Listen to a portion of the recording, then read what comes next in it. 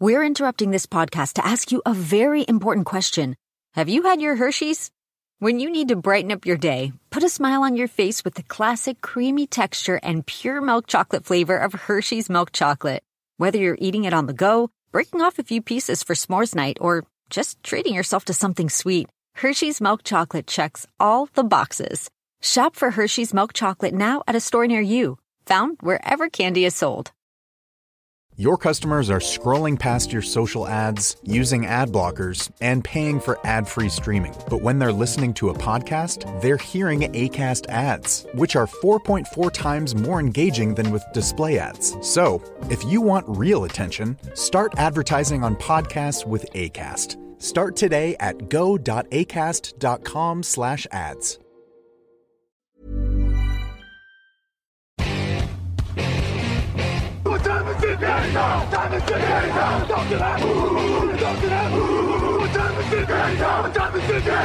Salut à tous et bienvenue pour ce nouveau rendez-vous de Touchdown Actu, rendez-vous spécial draft, comme vous en avez l'habitude désormais.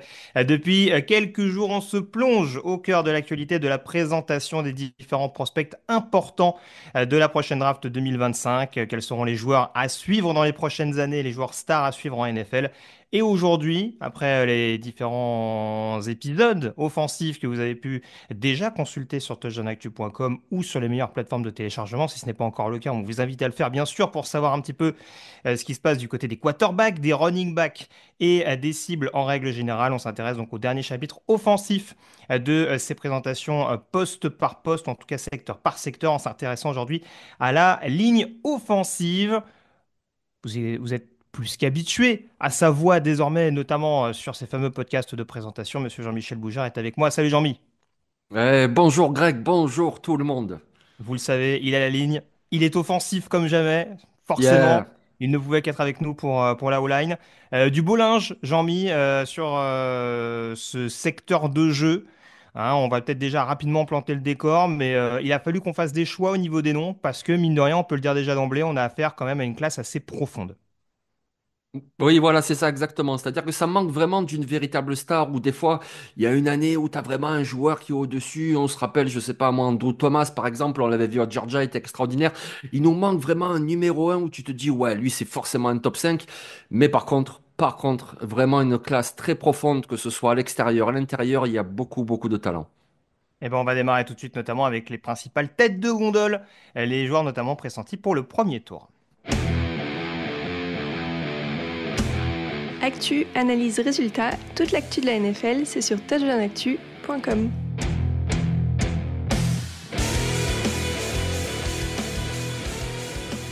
Et on commence donc par le joueur de ligne offensive des LSU Tigers, Will Campbell. Je vous le disais, joueur de Louisiana State, star précoce, Jean-Michel, en sortie de lycée, tackle gauche émérite de l'université de Bâton Rouge au cours des dernières années. Et un des profils, on peut le dire déjà d'emblée, qui est annoncé assez régulièrement sur les mocks, les différents rapports des observateurs dans le top 10, voire dans le top 5. C'est un joueur qui fait globalement l'unanimité. Ah, mais il est titulaire depuis sa saison freshman, sa première année universitaire. Donc forcément, ça veut dire quelque chose. Surtout que LSU évolue dans la conférence SEC, c'est quand même la meilleure avec la Big Ten, c'est une conférence très relevée. Donc voilà, 38 matchs, il a concédé que 4 sacs, beaucoup de situations de jeu. Donc rien que ça, déjà, ça t'impose un candidat. Alors, il y a beaucoup d'éléments sur lesquels on va s'arrêter. Avant d'évoquer un petit peu ce qui peut coincer, forcément, on va développer un petit peu. C'est vrai que déjà, faut bien rappeler, on a quand même affaire à un phénomène physique, hein, qui vraiment, son positionnement en tant que tackle gauche était quasiment sûr. C'est un joueur qui culmine quasiment à 2 mètres, et pourtant qui a cette mobilité, hein, qui peut notamment l'amener à être un tackle à l'échelon supérieur, et déjà une technique qui est quand même assez irréprochable, Jean-Mi. Oui, c'est ça, exactement. Et donc, du coup, ça en fait un joueur très complet, c'est-à-dire en protection, dans le jeu de passe, mais également pour le jeu au sol. Parce que, comme tu l'as dit, il est très athlétique. Pour sa taille, vraiment, il bouge très très bien. Il sait très bien se déplacer. Il sait également jouer bas sur ses appuis quand il est au duel parce que ben, il est grand, mais il sait voilà plier un petit peu les genoux. Vraiment, alors je vais pas dire baisser son centre de gravité, le baisse un tout petit peu, mais ne serait-ce qu'avoir de baisser, de plier pardon un petit peu les genoux. Ben, pour le duel au corps à corps comme ça, ben, c'est très important et ça, il sait déjà le faire. Et c'est important quand tu es en protection et c'est important aussi quand tu dois faire un bloc pour le jeu au sol. Donc oui, oui, joueur vraiment très complet. C'est ça, point d'ancrage et bon positionnement des mains sur le premier contact, donc que ce soit sur du bull rush ou sur de la pression plus extérieure, c'est vrai que c'est un joueur qui a eu tendance à bien se débrouiller dans ce domaine-là. Et puis c'est une mobilité qui peut être précieuse aussi, parce que ça va être un débat qu'on va beaucoup aborder dans cette émission, Jean-Mi. Ça lui apporte un atout non négligeable pour beaucoup de prospects ces dernières années, c'est la polyvalence. Il peut quasiment jouer sur les 5 postes de la ligne offensive.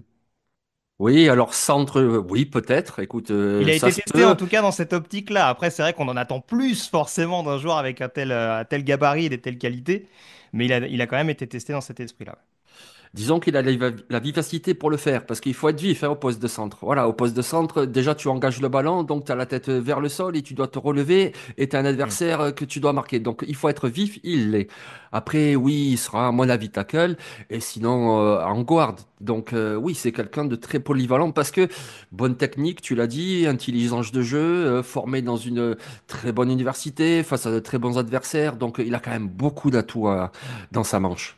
Voilà. Bah, parce que justement aussi, si on aborde cette polyvalence aussi, c'est qu'il y a eu quelques petits bémols évoqués le concernant, alors qu'on été quand même assez relativisé, notamment durant le Pro Day d'Elesius ces derniers jours. Il y avait cette fameuse histoire des longueurs des bras, vous savez que ça éclate, Eh notamment oui. Alain, ses bras de T-Rex. Alors, c'est un peu ce qu'on pointait du doigt du côté de Will Campbell. Alors, pas forcément le fait qu'il ait des petits bras, mais encore une fois, plus que ce soit pas forcément proportionnel, entre guillemets, au gabarit du joueur. Voilà, où on peut se dire, tiens, avec une telle ampleur, une telle amplitude plutôt, on s'attend vraiment à avoir un joueur qui va avoir des bras extrêmement mobiles et surtout presque des tentacules pour dompter n'importe quel type d'attaque. On avait cette peur, c'est plus forcément le cas aujourd'hui, Jean-Mi. Ouais, après c'est toujours un petit peu marrant parce qu'on parlait de petits bras quand c'était au combine, c'était mesuré à 32 inches et demi ou un huitième, je sais plus. À son Pro D, c'est 33 inches, ce qui correspond à 83,8 centimètres. Mais donc du coup quoi, il a gagné 2 centimètres et ça y est, c'est bon, il y a plus de problème là d'un coup pour 2 centimètres Ah, quoi. Il la s'est laissé NFL, c'est pousser les toujours ongles quelque chose. Ouais, et c'est toujours, c'est un ouais. laboratoire très compliqué avec des savants un peu fous par moment. C'est pas la première année qu'on s'en rend compte. Donc voilà. En tout cas, ça a rassuré certains observateurs. Lui, encore une fois, je disais, qui a Oui. annoncé dans les top choix. Et après, c'est un joueur qui est encore relativement jeune, me semble-t-il, même s'il y a quand même un échantillon assez notable. On rappelle que c'est un joueur qui a commencé dès sa saison de true freshman, donc dès sa première année sur le campus de Bâton Rouge. Il y a encore des choses, encore une fois, justement, sur le Pass Pro où on reste peut-être un peu sur notre fin. Si on regarde, par exemple, ces moins bons matchs de 2024, c'est South Carolina et Texas A&M. Alors, il y a un peu des fous furieux en face sur la ligne défensive, mais ça laisse aussi entrevoir le fait que, sans forcément remettre en cause son niveau, il y a aussi encore un petit peu de travail pour vraiment le perfectionner. C'est peut-être pas un joueur qui va arriver, ce qui arrive pas forcément à tous les prospects, mais c'est pas forcément un joueur qui va arriver dès le premier jour en dominant tout le monde de la tête et des épaules. Non, non, non. Bon, c'est un joueur qui va être pris très haut à la draft, donc du coup, il va être titulaire, je pense, dès le premier jour. Mais prêt, exactement prêt, non, pas tout à fait. Tu vois, par exemple, il faut qu'il diversifie un petit peu son jeu de main. On parle souvent des edge pour le jeu de main en disant ils doivent enrichir le panoplie de moves, leur jeu de bras, etc. Mais c'est pareil en attaque. Lui, si le défenseur arrive à lui balayer les mains, il envoie souvent les deux en même temps, tu vois. Hmm. Si le défenseur arrive à les balayer, ben, voilà, il est dépassé, c'est terminé. Donc, il va falloir qu'il apprenne un petit peu plus de variété, qu'il soit moins prévisible, que des fois, il envoie qu'une main, qu'il garde l'autre en réserve, au cas où, tu vois, un petit peu comme un boxeur qui lance un jab, mais qui garde sa droite comme ça en réserve. Ben voilà, il va falloir qu'il se développe encore un petit peu techniquement. Donc, oui, il a encore des défauts. Mais après, voilà, c'est quoi le job? Le job, c'est empêcher le pass rusher d'atteindre le quarterback. Et vu sa qualité de déplacement, franchement, moi, je trouve qu'il joue très bien en miroir de l'assaillant. Et donc, déjà, il y a un gros potentiel. Dernière question, parce que c'est forcément un élément qui doit revenir très souvent, surtout dans les systèmes offensifs actuels. C'est parfait pour ce qui convient justement à une attaque de zone. On sait que c'est un peu oui, c'est ça, c'est la devise presque aujourd'hui de beaucoup de coordinateurs offensifs, hein, lancé par l'air un peu Shanahan McVay. C'est un joueur qui est très à l'aise en mouvement. J'imagine que dans une attaque en zone, ça pose pas de souci. Tu le vois polyvalent dans tout type de système offensif, selon toi? Oui, quand même, parce que même dans un système en zone, tu peux avoir un tackle, pardon, dans un système plus power ou un système de gap, tu peux avoir un tackle qui est quand même plus désigné un rôle Mm. à part, et puis les quatre autres vont bouger ensemble, par exemple, et puis même, il saura quand même aussi le faire. Il manque pas de puissance. Mais effectivement, voilà, tu le décris, c'est quelqu'un qui serait parfait dans un système de zone. En raison de sa mobilité, voilà, que ce soit l'engagement, il peut décrocher, passer de l'autre côté pour offrir un bloc, que ce soit bouger latéralement avec ses coéquipiers, parce que c'est ça le système de zone, c'est essayer de former une sorte de vague pour qui submerge la ligne défensive adverse. Et là, il est parfait dans ce domaine-là avec sa mobilité, donc il serait mis en zone. Mais après, je pense qu'il a le profil pour se développer dans tout type de schéma. Très bien, on passe au deuxième joueur à présent, Armand Membou, lineman offensif des Missouri Tigers, tackle gauche, hein, ces derniers mois notamment sur le campus du Missouri. Joueur notamment, alors l'année dernière, la sensation un petit peu de la classe 2024, c'était Taliese Fuaga, le joueur d'Oregon State. Il a un peu cette ascension fulgurante, c'est un joueur dont on ne sait presque plus aujourd'hui jusqu'où va s'arrêter de grimper sa cote, Jean-Mi. Oui, c'est ça, c'est ça. En fait, il est commencé un petit peu. Il a fait une très bonne saison. Donc, du coup, on le voyait top 50, etc. Et puis, ça a été, non, mais fin de premier tour, quand même, il vaut le coup. Et puis, ça a été top 20. Et puis, ça a été top 10. Et puis, maintenant, on l'envisage même numéro 4 à New England. Donc oui, ça s'arrête jamais. Eh ben, en tout cas, lui, les bras, c'est bon. Voilà. Ses bras, ils font 1,2 cm de plus. Donc, ça va, c'est bon. C'est bon. Il a la longueur, c'est bon. En tout cas, voilà, profil plus petit sur le papier. C'est aussi la Oui. question qu'on peut se poser, c'est, on voit que globalement, surtout dans une conférence relevée comme l'ELASEC, avec pas mal de défenseurs assez imposants, il a quand même répondu au défi. Est-ce que ça peut lui permettre quand même de perdurer en tant que tackle gauche, ou est-ce que tu le vois à terme plutôt à droite en NFL? Ben, après, il jouait tackle droit. C'est ça aussi Oui, le c'est vrai, truc, en oui, oui, c'est fait. vrai, c'est moi qui ai dit Hmm. une bêtise, oui, c'est vrai qu'il joue plutôt à droite, Oui, oui. oui. Alors je dis pas que c'est impossible, parce que c'est possible, certains l'ont fait, il n'y a pas de souci. Mais certains ont eu du mal. Je veux dire, par exemple, je me rappelle d'un Jedrick Wills qui à Alabama jouait à droite, et puis on a bien vu tous les soucis qu'il a eu à gauche avec Cleveland. Alors Mhm. peut-être que les soucis, c'était plus la NFL que le changement de côté, je sais pas. Mais souvent on dit, ouais, ben, s'il est pas bon à gauche, on le mettra à droite. Mais attendez, les gars, attendez quand même. Quand tu changes de côté, tu changes tous tes repères. Tu changes ta jambe d'appui, le sens de ta course à reculons, il change. La main que tu vas envoyer en premier, elle doit changer également. Donc c'est quand même un ajustement à faire. Moi, pour moi, Armand Membou, si tu le prends, c'est pour le mettre à droite. Et puis après, plus tard, de toute façon, il a les qualités athlétiques pour jouer à gauche, parce que c'est ça le plus important, les qualités athlétiques. Mais d'abord, moi, je ne lui changerai pas ses repères, je le laisserai à droite. Oui, surtout que a priori, il y a un léger, on va dire, déficit de puissance dans ce qu'on a pu constater par séquence du côté de Missouri. Alors, c'est comme pour Campbell, hein, c'est pas dire que c'est un joueur qui n'est pas puissant, c'est-à-dire qu'il a des qualités telles en termes de technique et de qualité athlétique, hein. C'est un joueur qui a notamment pratiqué la lutte assez régulièrement sur les bancs de l'université, donc le duel physique, il maîtrise.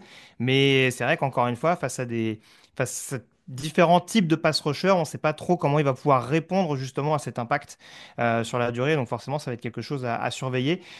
Même question que pour Campbell, du coup c'est pareil, c'est un joueur qui est plutôt amené à jouer en zone de par sa mobilité, sa capacité à monter sur le deuxième niveau, comme on dit. Ah oui, pareil, dans un système de zone, il serait idéal. Je veux dire, si on commence à se projeter sur la draft, tu vois, les San Francisco 49ers qui font Mhm. justement un système de zone et qui piquent vers là, je crois que c'est le choix 11. Donc oui, ça serait parfait. Ce serait Oui, parfait pour lui. Et puis pour le développement, il vient d'avoir 21 ans. Il a eu 21 ans au mois de mars. Donc du coup, il est vraiment très jeune, donc marge de progression. Donc ce qui montre déjà aujourd'hui, c'est très bon. Et à cet âge si jeune, etc., tu te dis que voilà, il aura le temps de travailler, de progresser sur ce qui va pas, et même prendre de la masse musculaire, puisqu'en NFL, ils ont la recette. Et je pense que oui, il a un bel avenir devant lui, le francophone, Armand Membou, exact. Camerounais. Exactement. Ouais. Ouais, après, franchement, c'est des choses qui se coachent, hein. C'est vrai que, comme j'aime bien dire, c'est vrai que il est très agressif sur le bas du corps en phase active. Faut juste que ça se perfectionne un peu, on va dire, sur le côté un peu passif, justement, côté passe pro. Mais en soi, c'est une valeur sûre et c'est aussi ce qui explique globalement sa cote qui ne cesse de grimper semaine après semaine. De grimper au détriment d'autres joueurs, par exemple, puisqu'on va parler du lineman offensif de Texas, Kelvin Banks.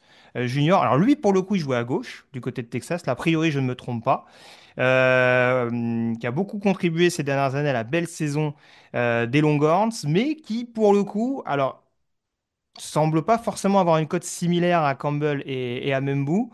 Là aussi, on peut peut-être attribuer ça à un côté purement gabarit. C'est un joueur plus petit que Campbell, avec une moins bonne amplitude que Membou. Est-ce que pour toi, c'est plus une question de case cochée? Parce que en termes d'expérience et en termes de rendement sur le terrain, c'est un joueur qui a quand même fait ses preuves du côté d'Austin.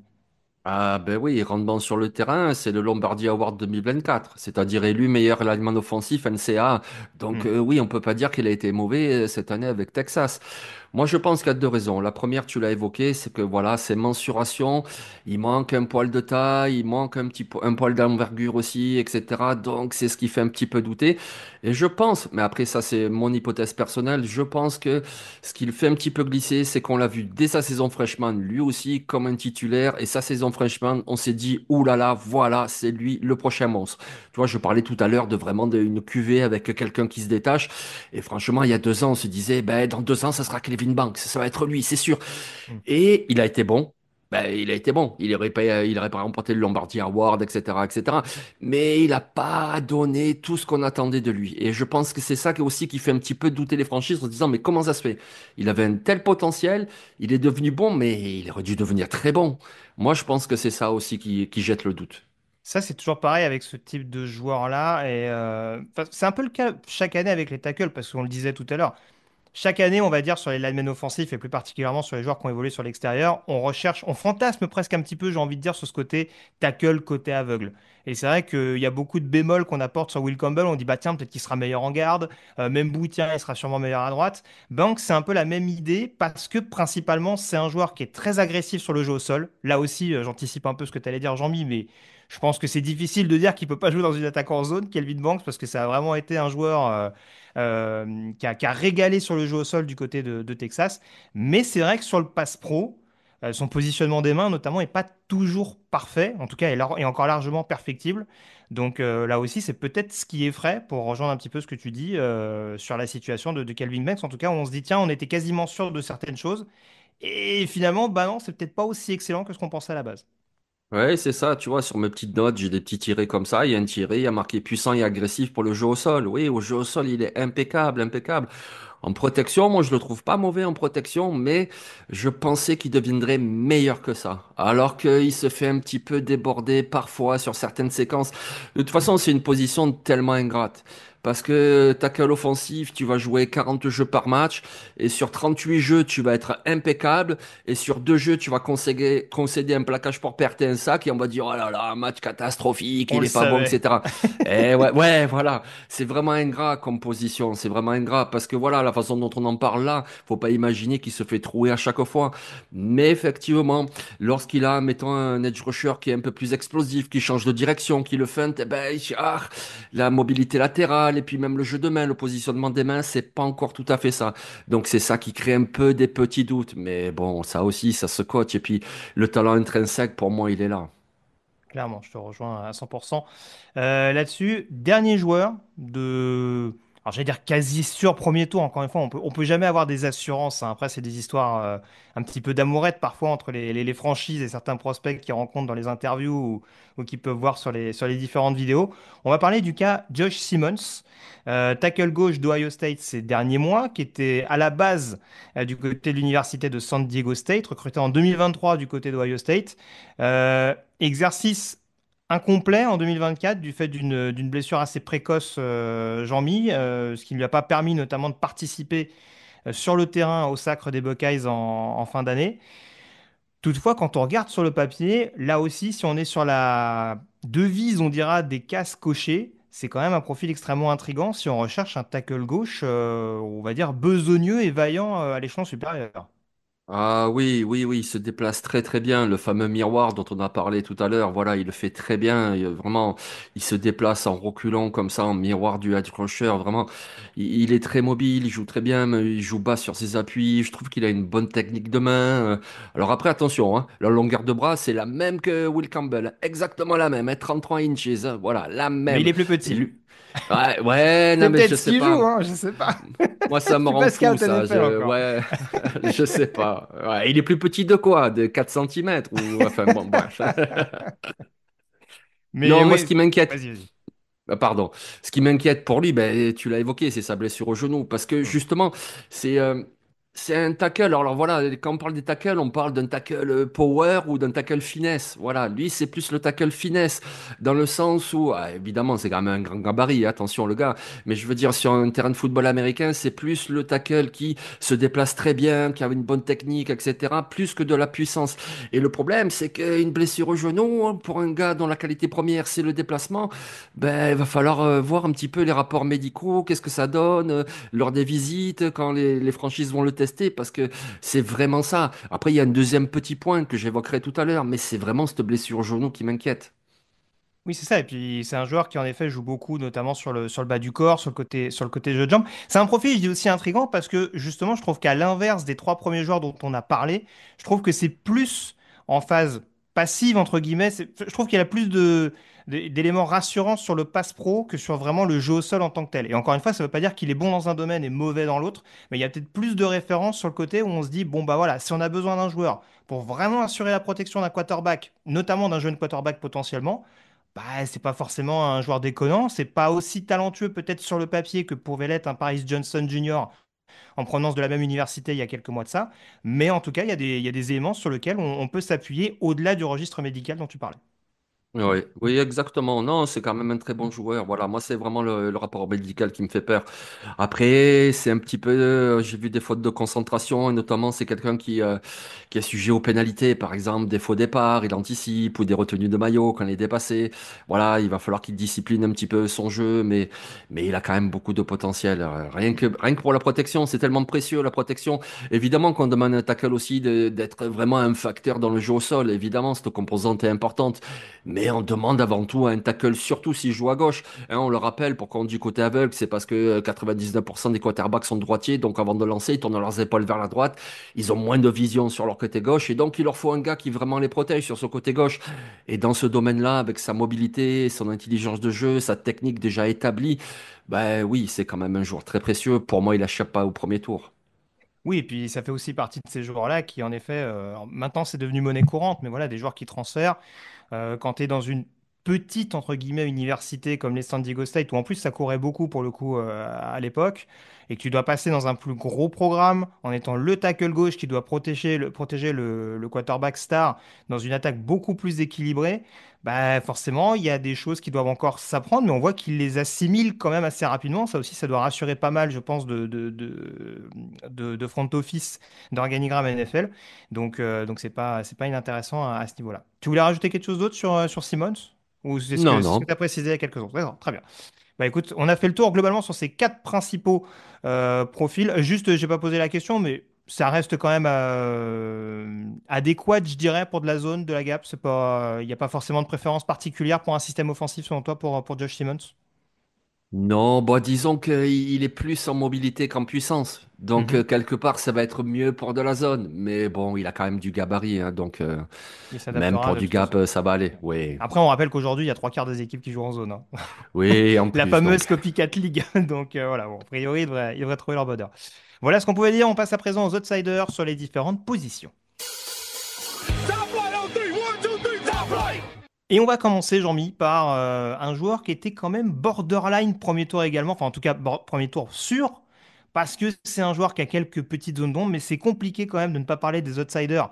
Tout d'abord côté extérieur, donc avec cette position de tackle, sans évoquer Josh Connerly Jr., tackle gauche d'Oregon, hein, un joueur titulaire depuis sa première année, enfin en tout cas qui avait pas mal de temps de jeu du côté d'Oregon depuis sa première année. Je crois que c'était en crue 5 étoiles, donc c'est le summum, on va dire, en termes de notation de ce qu'on peut faire pour les joueurs lycéens qui rejoignent des universités. Donc il avait déjà une belle cote, un beau profil athlétique sur le papier. Tu parlais un peu de saute de concentration du côté de Josh Simmons. Il y a des éléments qui ressemblent un peu à ça du côté de Josh Connerly, non? Oui, c'est un petit peu ce qui l'handicape en fait. Et c'est pour ça que c'est quelqu'un qui pourrait partir au premier tour, hein. Moi, ça me choquerait pas, mais Clairement. pas forcément non plus. Donc, alors après, il ira pas bien loin, hein. Je veux dire, Ouais. il On rappelle sortira que pas les loin du tackles, top 50. Mais on rappelle que les tackles, c'est toujours le choix un peu qui rassure un peu les équipes NFL en fin de premier tour notamment. Donc je te rejoins, c'est pas impossible du tout. Ouais. Oui, et puis c'est une position tellement importante, tellement importante. Donc oui, il y a toujours. De toute façon, il n'y en a aucun qui est parfait. Puis on l'a dit cette année, il n'y a même pas vraiment une tête d'affiche qui domine les autres. Donc ils ont tous un petit peu des défauts, mais ils ont tous aussi des qualités. Moi, j'ai envie de te parler des qualités de Josh Connerly. Moi, pour moi, c'est peut-être le meilleur en protection du quarterback. Je Ouais. le trouve vraiment très fluide dans ses mouvements. Je le trouve intelligent dans son positionnement. Je trouve que oui, il va manquer même un pôle de puissance aussi. Ça se ressent des fois quand il est attaqué en bull rush, par exemple. Mais en protection, il est vraiment très très bon. Tu vois, Ce qui est si. intéressant, si je me permets, c'est aussi Oui. ce fameux premier pas. C'est aussi ce qui lui permet d'avoir ce temps d'avance sur les pass rushers. Et avant de te laisser reprendre, c'est vrai que c'est ça aussi qui en fait un tackle gauche vraiment crédible à l'heure actuelle en NFL. Oui, oui, ben, tu vois, alors après, les positions de tackle, elles sont pas aussi déterminées, gauche, droite, c'est pas toujours si différent que ça, mais quand même, il y en a encore une petite différence qui demeure. Et généralement, à gauche, il faut être plus habile en protection, et si tu es trop puissant, c'est plus vers le côté droit, tu vois. Pour moi, lui, c'est vraiment un tackle gauche. Parce Mm. qu'il manque un petit peu de puissance, mais par contre, en protection, hein, vraiment, il est excellent. Tu vois, en fin de premier tour, tu as une équipe comme Houston, avec un quarterback comme CJ Stroud, qui a beaucoup de qualité, mais il n'a pas la qualité de la mobilité. Donc, il lui faut vraiment quelqu'un qui le protège. Donc, si Houston prenait Josh Cornelly au premier tour, moi, je dirais que c'est vraiment un bon move. Ils ont un quarterback qui est pas mobile, qui a vraiment besoin d'une protection sur son côté aveugle. Et Josh Cornelly, même s'il manque un peu de taille, un peu de ci, un peu de là, non, mais en protection, il est vraiment excellent. Donc, du coup, ça serait un bon choix.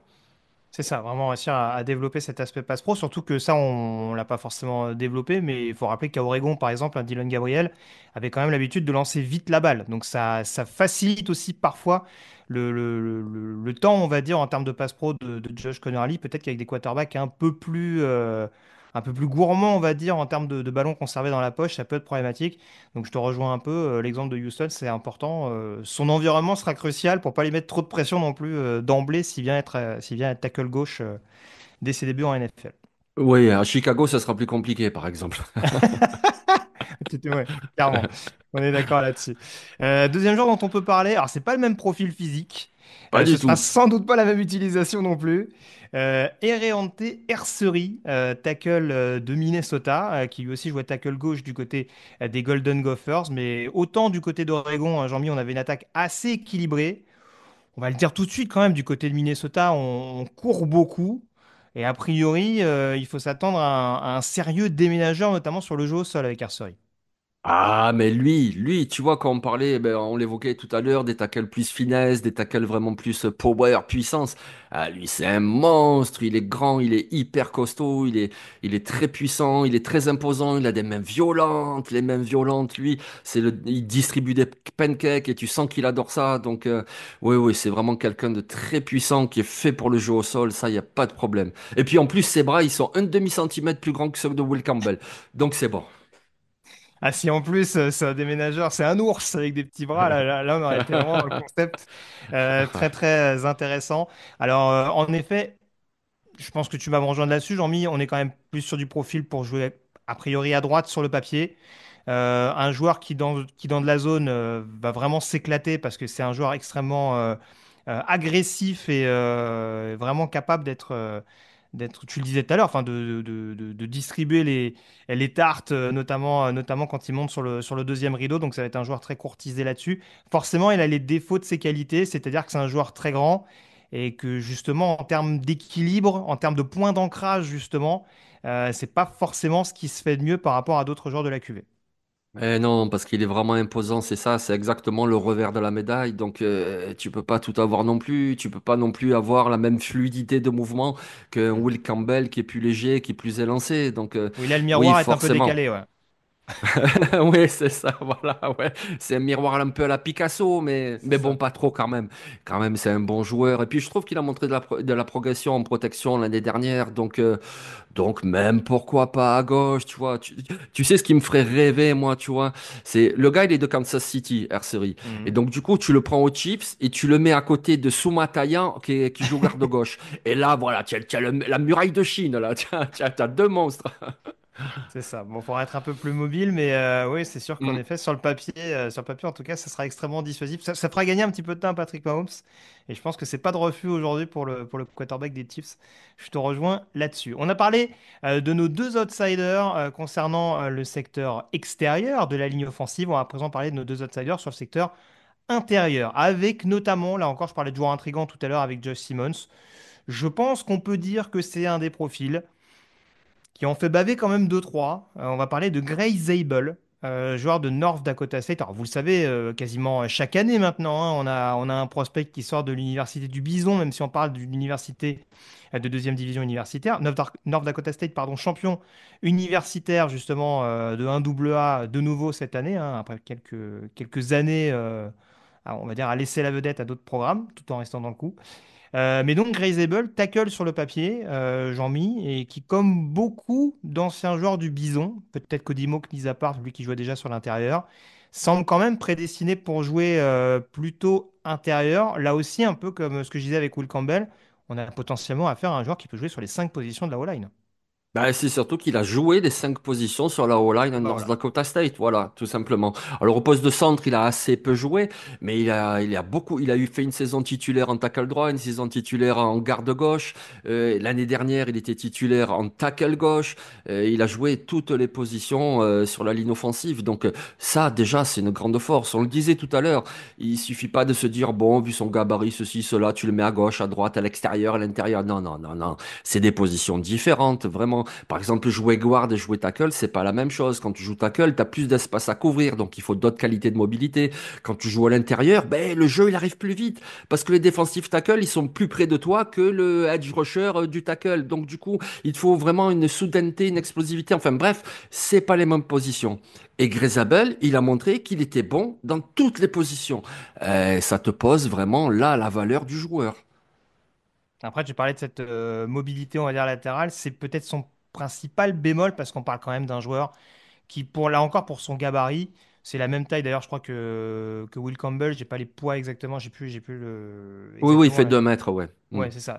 Enfin, là encore, on a affaire à un beau bébé, un joueur qui arrive à se mouvoir d'une manière assez délirante également, mais on va dire une mobilité sur le jeu vers l'avant, sur la mobilité, en tout cas sur la réactivité, et surtout le placement des mains, on va dire en phase d'adaptation.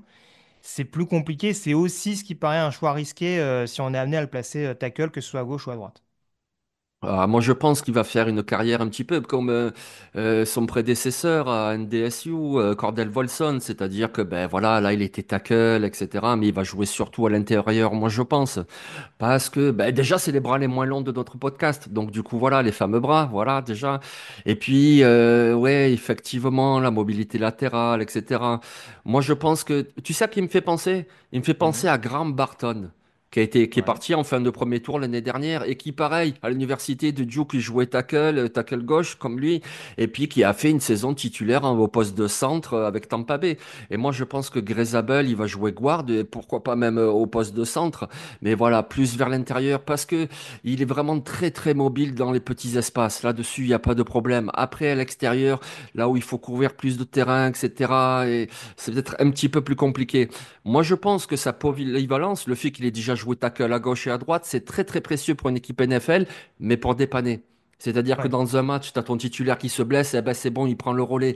Le titulaire, malheureusement, une petite blessure, il ratera un match. Le match suivant, ben, il peut le faire. Mais sur toute une saison en tackle, non, je pense pas. Pour moi, Grezabel, ça va être un joueur intérieur, mais un bon. Surtout que pour rejoindre ce que tu dis, et ça va être important, hein, parce on va en évoquer peut-être un tout à l'heure, mais c'est vrai qu'on n'a pas affaire à une classe de centre vraiment de formation, si j'ose dire, assez délirante cette année-là. Donc, un petit peu comme ces dernières années, je pense à un Cooper Bibi, par exemple, qui jouait garde à l'université et qui a fini centre. Tu prenais l'exemple de Graham Barton, qui était un petit peu dans cette logique-là également. C'est pas impossible qu'on se concentre en effet sur ces joueurs-là pour en faire des centres titulaires en NFL. Et du coup, bah, forcément, cette polyvalence peut leur permettre de grappiller des spots dans une QV qui, on le répète, est quand même assez compétitive. Donc ce sera une denrée assez excitante à suivre pour beaucoup de programmes NFL. Le deuxième joueur, alors là, on est vraiment sur un profil extrêmement atypique, Jambi. puisqu'on va parler de Tyler Booker. Alors, on parlait tout à l'heure d'Erion Tercery, le tackle de Minnesota, qui était vraiment un beau bestiau sur l'extérieur et qui avait une capacité à se mouvoir assez impressionnante. On va dire qu'avec Tyler Booker, on sait ce qu'on va avoir. A priori, ce sera sans doute pas dans de la zone. En tout cas, c'est pas sa qualité première. Mais c'est un joueur qui va être en tout cas très difficile à bouger à l'échelon supérieur. Ah, c'est un monstre, c'est un homme et demi, c'est vraiment... allez, après j'arrête avec les bras, mais c'est lui qui a les plus longs bras de tout le podcast. Ils sont plus longs que tous ceux des tackles qu'on a cités. Il a les mensurations d'un tackle et d'un tackle puissant. Après, on dira pourquoi il joue plutôt à l'intérieur, voilà, son manque de mobilité. Mais voilà, c'est un monstre physique et puis il est très puissant sur la ligne d'engagement. À chaque fois, tu le vois, il t'attrape un defensive tackle, il te l'envoie de gauche à droite. Et derrière lui, le coureur, eh ben, c'est simple, hein, voilà, il prend l'autoroute sans s'arrêter à la barrière. Hein. Tyler Booker, c'est le télépéage, il n'y a pas de problème. Il t'a ouvert une brèche, laisse tomber. Il est très très puissant, il est intelligent. Je me suis un petit peu renseigné sur lui. C'est vraiment un leader sûr et en dehors du terrain, capitaine d'équipe, très respecté de ses coéquipiers. Ouais, il a énormément de qualité. Moi, c'est vraiment un de mes chouchous, je l'aime beaucoup. C'est ça, on en parle assez peu parce que c'est vrai que pour beaucoup, il y a eu entre guillemets, une forme de régression en 2024, mais c'est aussi peut-être mettre de côté le fait qu'il y a eu tout un changement aussi offensivement du côté d'Alabama. On va rappeler qu'il y a eu le coach emblématique de l'université, Nick Saban, qui est parti, et donc il y a eu un nouveau coach qui est arrivé avec beaucoup de changements, notamment sur la O-line, en tout cas beaucoup d'ajustements qui ont dû être réalisés, et c'est vrai que pour le coup, par rapport à d'autres joueurs de la position, Tyler Booker, c'est peut-être un de ceux qui a quand même réussi à surnager et, comme tu le disais, qui a réussi à démontrer une forme de leadership, d'intelligence aussi au niveau du jeu, parce que c'est un joueur qui est capable de lire la pression adverse, en tout cas en ce qui concerne le secteur intérieur, parce que forcément après, bah, sa mobilité, tu le disais, va le restreindre sur pas mal d'autres secteurs. Mais en tout cas, c'est vraiment... c'est presque un joueur qui aurait pu jouer centre avec un autre type de gabarit, c'est-à-dire qu'il est vraiment capable d'identifier d'où va venir la pression et du coup être capable d'adapter les jeux en conséquence. Mais c'est vrai que voilà, c'est un joueur assez phénoménal, qui a un gabarit assez immense. Là aussi, on n'est pas très très loin des 2 mètres. Ça pose aussi des problèmes d'équilibre. Là encore, c'est quelque chose qui va être à surveiller, comme je disais par exemple pour Arcerie tout à l'heure, c'est la même vérité plutôt sur l'intérieur. Mais ça ressemble quand même, Jean-Mi, à un choix assez sûr, surtout pour une attaque qui va miser sur du power block en majeure partie. C'est un joueur qui va se régaler dans ce registre-là. Pour moi, c'est la valeur sûre de cette draft. Alors, Hmm. il peut y en avoir d'autres, hein, mais pour moi, c'est vraiment la valeur sûre. Je C'est-à-dire, sais pas, c'est le il gars qui paraît que a... les Lions ont des besoins en garde, par exemple. Je dis ça au Euh, hasard, p- hein. p- oui, par exemple, oui. Et même d'autres équipes un petit peu avant, même, Hmm, tu vois. clairement. C'est une valeur sûre, c'est vraiment quelqu'un de très fiable, que ce soit sur le terrain, en dehors du terrain. Et il coche vraiment toutes les cases, moi, je trouve. Alors, effectivement, dans un système de zone, non, c'est pas le plus mobile. Mais après, même dans un système de zone, il est pas seul. Et, je dirais, c'est cinq coéquipiers, Oui, c'est il aura cinq son doigts d'une registre main. à lui, ouais. Hmm. Voilà, donc du coup, même à ce niveau-là, je suis pas hyper inquiet. Ouais, pour moi, il vaut largement un premier tour. C'est le type de choix qui est pas sexy, mais pas flashy, mais terriblement payant, terriblement fiable, parce que vraiment, c'est le guard offensif qui te bonifie tout d'un coup une ligne, parce que il a l'état d'esprit, c'est un guerrier, il va tout le temps au charbon, et puis voilà, sa puissance, son intelligence de jeu. Non, vraiment, moi j'aime beaucoup Tyler Booker. Bah, je te rejoins également là-dessus. Voilà ce qu'on pouvait dire en tout cas sur les outsiders. On va terminer cette émission en abordant notamment nos sleepers, nos prises malines, comme disait Nitti, je crois, il y a quelques jours. Ouais. Donc on en parle tout de suite. It's time, baby. Make it special tonight. Make tonight special. It's our night, and it's our division. It's our time to go win it. We're gonna start fast and finish strong.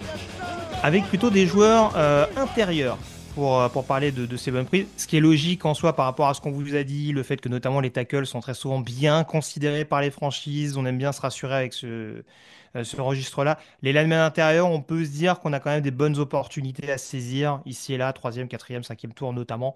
Il y aura, je pense, un petit peu de matière à ce niveau-là, surtout dans la cuvée de cette classe 2025. Jean-Mi, on commence étonnamment par un joueur notamment de la conférence Big Ten, hein, où ça court beaucoup.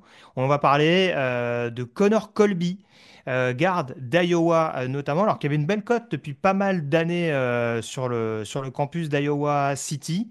Une cote qui a un peu baissé malgré tout ces derniers mois, malgré la bonne saison notamment de Caleb Johnson sur le poste de coureur, hein, genre dont on vous parlait sur la chronique coureur que vous pouvez retrouver encore une fois sur les podcasts du site.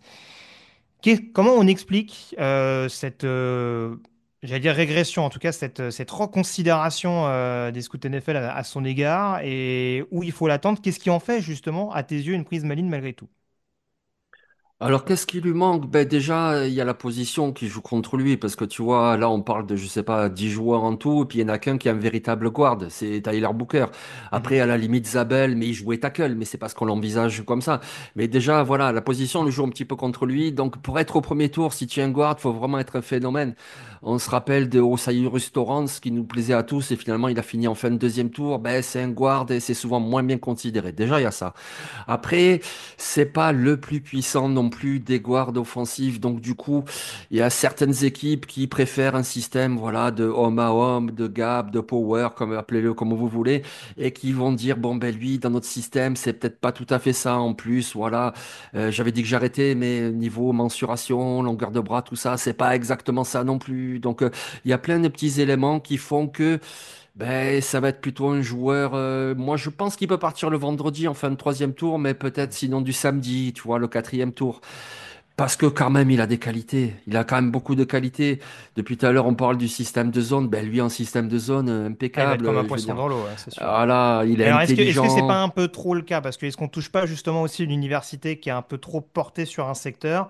Alors, Erion Tercery, c'est ce qu'on disait avec lui du côté de Minnesota, mais il y a ce gabarit physique qui fait que bah il est aussi, il sort un petit peu du lot. Connor Colby, voilà, il s'est peut-être un peu moins distingué justement dans ce profil physique. C'est un joueur besogneux dont on sait qu'il va aller au charbon, mais qui n'est pas excellent dans un domaine et surtout pas sur le pass pro. Et dans la NFL aujourd'hui, ça peut peut-être être un petit peu rédhibitoire pour beaucoup, non? Oui, voilà, c'est ça, c'est ça. Il manque un petit peu de fluidité face à des pass rushers qui changent de direction, etc. Donc, mais sinon, il est athlétique et puis il est intelligent. En même temps, il est formé à Iowa, donc ils ont plein d'entraîneurs qui sont très très forts pour la ligne offensive. Il a 50 titularisations à Iowa. Moi, c'est un joueur que vraiment j'aime beaucoup. J'ai regardé quelques matchs d'Iowa. C'était un peu une souffrance, mais je fixais mon regard sur Connor Colby et puis j'aimais bien le voir jouer. Je le trouvais très efficace. Après, voilà, qui est-ce qui va regarder un garde droit? Enfin, c'est pas question de regarder. Les staffs, ils regardent toutes les positions. Mais ce que je veux dire, c'est que, ben, forcément, premier, deuxième, troisième tour, est-ce que vraiment tu vas te dire, je vais prendre un garde droit? Ou alors, pour le prendre, il faut vraiment que ce soit un phénomène. Et c'est pas un phénomène. Pour moi, il va être titulaire à NFL. Voilà, Hmm. un bon titulaire. Mais il sera jamais All-Pro. Et puis, c'est un garde droit. Donc, c'est pour ça que sa cote elle baisse. Parce que sinon, moi, c'est un joueur que j'affectionne.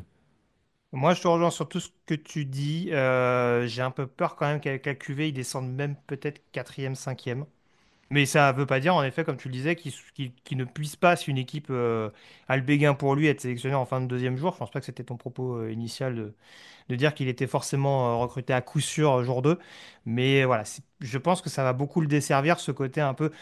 On répète, c'est vrai que la polyvalence aujourd'hui se retrouve tellement chez énormément de joueurs qu'on a presque l'impression, quand on a affaire à, entre guillemets, à un profil classique, en tout cas un joueur qui excelle vraiment dans son domaine, et ça se ressent par exemple avec un Tyler Booker qui est pas voilà qui est plus armé pour jouer sur l'intérieur et sur le jeu au sol.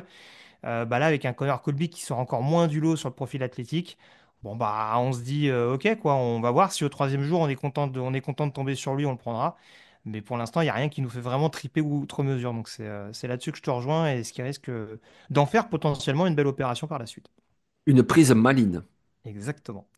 Il vaut mieux pas qu'ils vous prennent le maillot, qu'ils vous attrapent, parce que, à mon avis, ça va quand même déménager. On fait Oui, pas le oui. malin, justement, pour le coup. Deuxième joueur, deuxième sleeper, deuxième dormeur, vous traduisez ça comme vous voulez. Je vais parler d'un joueur, alors là encore, en termes de profil, on brasse un petit peu tout. Mais alors, en termes de Alors gabarit, là, je ne peux pas ne pas parler de Willie Lampkin qui était garde du côté de l'université de North Carolina, qui avait commencé avant ça à l'université de Coastal Carolina, hein, qui était un petit peu la belle histoire il y a 2-3 ans de cela, peut-être il y a 3 années, le programme des Chanticleers, dont faisait déjà partie donc Willie Lumpkin, joueur qui a donc protégé notamment Drake May à son arrivée sur le campus de North Carolina, et qui a surtout ouvert, des boulevards absolument béants pour Marion Hampton, dont on parlait là aussi sur le podcast des coureurs du côté de North Carolina, avec une saison notamment à la course d'Hampton qui a été absolument monstrueuse. Et je pense que si vous regardez notamment quelques tapes des matchs de North Carolina, je ne sais pas si ce sera aussi excitant que ceux que tu as vus d'Iowa, mais en tout cas, très honnêtement, ça se voit quand même un peu comme le nez au milieu de la figure que Hampton prenait quand même beaucoup sans réduire la performance du coureur. Beaucoup de couloirs qui étaient facilités, je trouve, par Lumpkin. Alors, je vais mettre les pieds dans le plat tout de suite parce que forcément, ça va tout de suite sauter aux yeux. Jean-Mi a dit qu'il n'en parlait plus, mais là, c'est forcément indéniable d'en parler. C'est un joueur relativement petit. Alors, 5'11", je sais, ça fait moins d'1m90 largement même. Il doit être à 1,85, à 86 peut-être, si je me Ah, trompe pas. même pas, hein, Même même pas, pas? hein. 6, c'est 1m83, donc il fait Ouais, 1m80, c'est il ça. fait. Mais tu as l'impression que c'est Tyrion Lannister, il fait 1m12, hein. Vraiment, il est petit. Enfin, Il pour un est... lineman offensif, quoi, on dirait Voilà. un fullback. Voilà, c'est ça. Et donc, du coup, forcément, bah, c'est assez impitoyable en NFL, cette hiérarchie. Plus vous êtes grand, plus vous avez de chances de jouer sur l'extérieur. Alors, bien sûr, faut les éléments athlétiques, tout ce qui s'ensuit, etc. sur le CV. Mais en tout cas, d'un point de vue taille, on va se dire, tiens, plus de 6,5, généralement, t'es bien parti pour jouer sur l'extérieur. Entre 6,2 et 6,5, tu peux jouer un petit peu en position de garde. Si tu fais moins de 6,2, tu as quand même peu de chances de jouer sur ces positions extérieures. Donc, Willie Lumpkin, a priori, en plus de par ce qu'on a dit sur la position de centre tout à l'heure, a un avenir clair sur la position de centre. La question, c'est de savoir quelle est sa marge de progression. Il y a un contre-exemple parfait ces dernières années, mais c'est vraiment quasi l'unique. C'est celui d'Aaron Brewer, l'ancien joueur de Tennessee qui évolue aujourd'hui en tant que centre titulaire du côté de Miami. Et on voit que déjà dans une attaque en zone, il fait pas tâche, très clairement. Donc ça laisse entrevoir de belles choses pour Willie Lumpkin, qui fatalement va descendre dans cette classe parce que son gabarit n'est pas celui qui plaît au scout NFL, en tout cas la majeure partie. Son amplitude, sa fameuse longueur de bras, bah, n'en parlons pas. Forcément, sur le pass pro, ça va beaucoup interroger. Et forcément, sur des bull rushers, pour un profil aussi compact, bah, ça va pas être rassurant sur chaque snap disputé par sa future équipe. Mais il y a quand même une marge de progression assez intéressante. Comme on a laissé un minimum de temps à Aaron Brewer à l'époque pour se développer, c'est pas impossible qu'avec une équipe qui a un minimum patiente, qui lui laisse peut-être 1 ou 2 ans, on va dire, dans l'ombre d'un centre plus ou moins vétéran, en tout cas plutôt sur la fin. Ça peut être une belle relève, je pense, et un joueur qui va régaler et qui va permettre à ses futurs coureurs de trouver des espaces. Donc pour moi, ça peut être allez, un 5e tour, je pense. Allez, peut-être 4e, allez. 4e, 5e, grand max, mais peut-être plus aux alentours du 5e, où je pense que derrière, la patience peut porter ses fruits. Ouais, moi j'irais plus 5, peut-être même 6, parce que vraiment ce gabarit-là, c'est. Voilà, tu vois, il ferait 6 pieds 2, il ferait 1m88, je veux bien, ça serait déjà petit, mais là il est vraiment très petit. Après, allez, on va aller un peu sur les qualités quand même, c'est une teigne. C'est Ouais. une teigne. Regardez un petit peu des images, même des highlights, vous en trouvez, etc. C'est une teigne. Il va au duel, au corps à corps avec des gars qui font une tête, voire deux têtes de plus que lui. Et il n'y a pas de problème. Il va vraiment au combat. C'est une teigne. Après, pourquoi moi je pense qu'il va glisser? Ben oui, le gabarit, forcément. Mais c'est parce que, par exemple, si tu cherches un titulaire, ben non, tu vas pas aller sur Will Lampkin, c'est pas possible. Enfin, en tout cas, le titulaire là maintenant, dont tu as besoin maintenant, donc tu vas pas aller sur lui, donc il va glisser. Il y a la cuvée, elle est profonde. Mais par contre, admettons que tu as une ligne offensive qui est déjà à peu près établie. Je dis à peu près parce que finalement, il n'y en a aucune qui l'est tout le temps à 100%, hein, il faut toujours améliorer. Mais tu as une ligne offensive qui est à peu près établie. 5 ou 6e tour, tu prends Willie Lankin et tu te dis, voilà, j'ai un bon coach de ligne offensive et on va l'utiliser sur différents packages. C'est-à-dire qu'à un moment donné, on va le placer en tant que guard ou en tant que centre, hop, ils vont nous apporter un truc. Sur un autre jeu, tiens, on va se le mettre en fullback, on n'est pas loin de la zone d'embut, il va nous faire un gros bloc sur le linebacker et ça va aider notre coureur. Le jeu d'après, on va l'aligner comme un Titan, inline Titan, vous savez, le Titan aligné à côté du tackle offensif. C'est ça. Un gadget, le Après, temps tu de fais, perfectionner, quoi. voilà, après tu fais un jumbo package quand les équipes rajoutent un lineman offensif de plus, etc. Mm. Tu le mets à côté et tu t'en sers comme ça. Déjà, il t'apporte un petit peu. Et qu'est-ce que tu attends d'un 5 6e tour? Ben, il t'apporte un petit peu, pas forcément un titulaire, mais sur certaines séquences, il t'apporte. Et puis après, ben, on sait jamais, avec un bon développement, pourquoi pas en faire un titulaire comme Aaron Brewer que tu mentionnais. Mais dans Oui, l'immédiat, c'est déjà, il peut apporter quelque chose. oui, c'est vrai, je me suis un peu enflammé peut-être parce que c'est vrai qu'Aaron Brewer à l'époque était pas drafté. Alors encore une fois, on a peut-être le contre-exemple, ça peut peut-être faire jurisprudence, mais c'est sûr que oui, je te rejoins. Cinquième quasi sûr, peut-être plus vers le sixième que vers le quatrième, en effet, de par la portée purement athlétique, enfin de par la portée purement gabarit, ce que je trouve un peu dommage, parce qu'encore une fois, voilà, je trouve que c'est quand même un joueur qui peut apporter pas mal de choses, même si, encore une fois, on parle principalement d'un projet, mais on est dans la partie, dans la chronique des Prismalines, donc on ne parle pas forcément d'un joueur qui sera titulaire dès le premier jour en NFL. Voilà en tout cas ce qu'on pouvait dire globalement sur certains principaux prospects de cette classe de linemen offensif. Je te remercie en tout cas, Jean-Mi, d'avoir été en ma compagnie. Hâte de te retrouver notamment à la fin du mois, hein, puisque ça approche désormais cette draft NFL 2025 prévue dès le 24 avril prochain du côté de Green Bay dans le Wisconsin. On vous rappelle que vous avez toute l'actualité liée à la draft que vous pouvez retrouver notamment sur touchdownactu.com, toutes les fiches draft notamment que vous pouvez retrouver à l'écrit, 2 fiches par jour jusqu'au 23 avril prochain, et puis les podcasts donc réguliers qui reviennent sur chaque position, celui-ci, mais je vous le disais, il y a également les podcasts quarterback, running back, cibles qui ont déjà été publiés. Ce sera bien entendu le cas dans les prochains jours concernant la défense. Merci encore Jean-Mi, à très vite pour une nouvelle émission consacrée donc à la NFL et à la draft en particulier. Salut à tous.